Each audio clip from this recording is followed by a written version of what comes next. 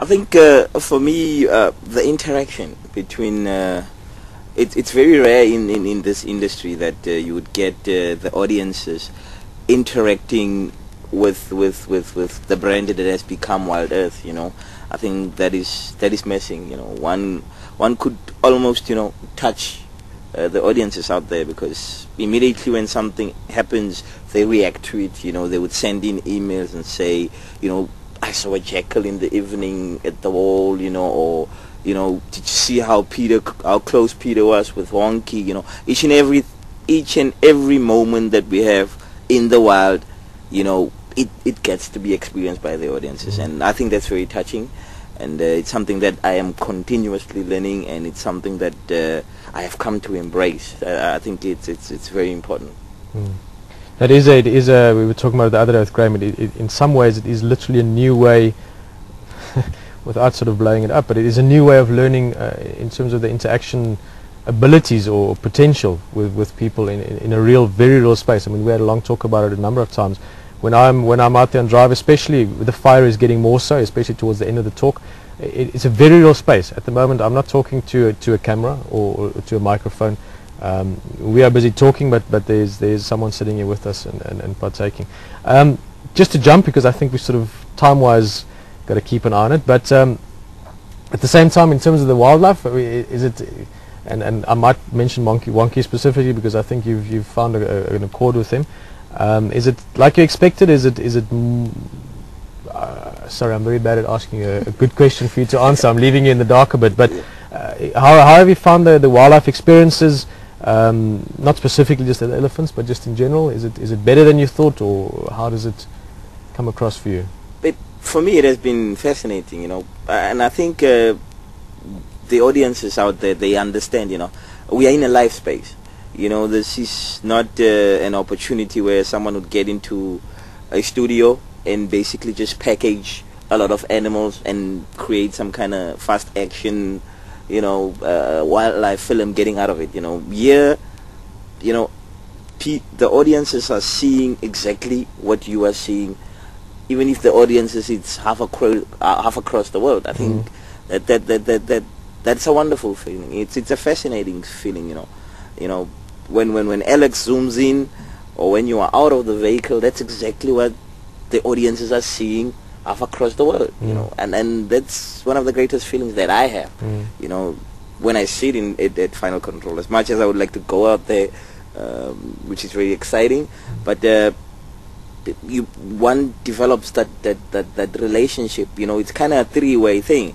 You have the audiences, you would have us at Final Control, and then we would have you guys, right in the field. It becomes some kind of a triangle. It keeps on moving, and even more so. I would dare say that people see it, but they experience it. It becomes a real telepresence, as Graham explains it. It is something where I very often forget of all of that, and that's why that relationship is so important between everyone.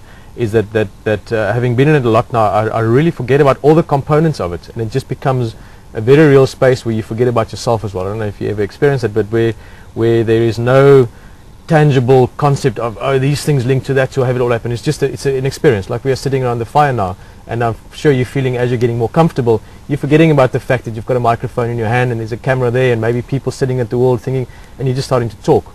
And I think that's an exciting part as well, which in a way with you, I've learned more about as well, just because we reassess how we do those things. So it's been an interesting personal growth as well that I've shared with you. Yeah, most definitely. I think the camera is slowly but surely creeping into my nature, but something that I'm understanding right now. But I'll get used to it. But I also wanted to say that, when you guys prepare yourself for an afternoon drive or for morning drive, there's no list that has been prepared to say that, I'm going out there, I'm going to get a leopard, I'm going to meet Honky, say, in 30 minutes time. That's not what happens. And when you guys get there, you'll end up seeing a pack of wild dogs. It could be anything, you know what I mean? I think that suspense, for me, it's a fascinating thing. And I've seen a lot of animals ever since I got here. It's almost about 2 weeks that I've been here. and I am enjoying each and every day of it, and I'm learning a lot every day as well. I think that's what's important. Although I miss the monkeys, I haven't seen them around. Yeah, they've been quiet, yeah. Worry about them more when they're quiet. Yeah, I'm worried about them. I like to see them around. At least I know that there's someone harassing, you know. And the rat as well seems to have disappeared somehow. No, we chased him out the other night. So we caught him in the cupboard and we chased him out with a lot of noise, so he's hopefully going to stay away. I know we've got to wrap up. Marco just letting us know there. You see, sometimes I think about something and then I think about something else. But I was thinking of, first of all, just thank you very, very much again for everyone that does videos. We talked about it earlier. Marco mentioned as well that you can see and experience things with us live, but of course also sometimes people miss things because they have other things to do, and the amount of videos and photographs that are coming through from all of you is really massively appreciated, not just by me. I want to thank you personally, but also from everyone at Wild Earth and everyone sitting with you at the moment, getting used to sitting around the fire with us as well. The amount of stuff coming in, and Mateo has been looking at that a lot as well, really is fantastic. It is literally helping us capture some of those moments to be shared. And ultimately, I think a huge part of this is really just sharing something that we're all passionate about, but also something that is really worthwhile sharing. The nature around us here and the space we're in is something that is truly beautiful enough and worthwhile cherishing and keeping dear to us enough to share with other people. So thank you very much for your participation. It means a lot. It really does. It literally would not be happening if it wasn't for you. And Mateo, I think we're going to say goodnight for us, and then we're going to sit around the fire some more and talk some more. Yeah, I also like to take this opportunity to thank the audiences out there for going with us on this journey that is Wild Earth, and hope that they will be joining us every day, 24/7, on this journey that we have. I also just got word that my mother is actually watching today, so that's an interesting part. Hello, Ma. That's one of the interesting parts. So thank you very much. Yeah. Pleasure, man. Guys, thank you for joining us around the fire. Thank you for joining us in general, and have a fantastic evening. You never know what could be happening around the waterhole. I can see about 4 buffalo there at the moment, and I'm sure they're going to roll in the mud. And tomorrow morning, bright and early, Marco's going to take you on the drive. I'm going to try and sleep a little bit late, maybe until 6 or so. And yeah, it's very cool. And see you around the fire again next Sunday and on the drive during the week. Bye-bye.